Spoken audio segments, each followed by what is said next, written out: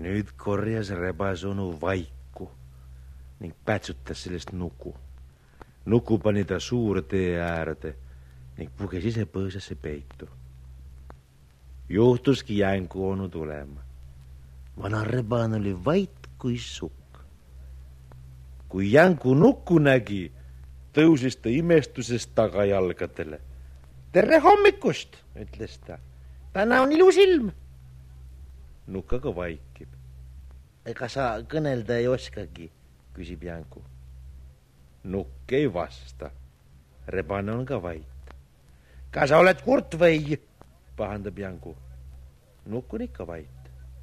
Oota sa puub ja küll ma sind õpetan, kärgib Jänku. Rebane on naerust lämbumas. Nukk on aga vagane.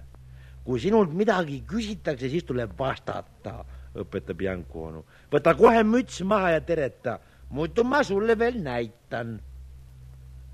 Nukk ei lausu ikka veel sõnagi. No nüüd andis Jänku Nukule kõrvakiilu. Kuid käpp jäi Nuku külge kinni ega tulnudki enam lahti.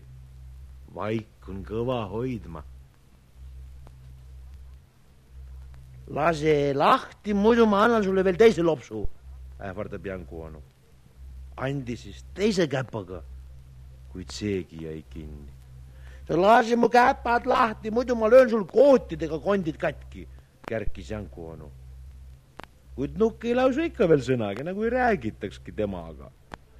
Nüüd andis Jänku talle kootidega, kuid needki jäid kinni.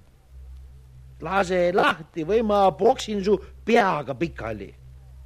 Ja lõigi peaga, kuid peagi jäi kinni. Nüüd hüppas rebasonu põõsast välja.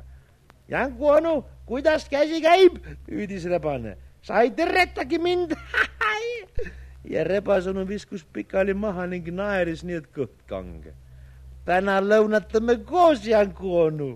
Täna tõin ise tillid kaasa, nii et sa enam putku ei pääse, irvitas rebase onu.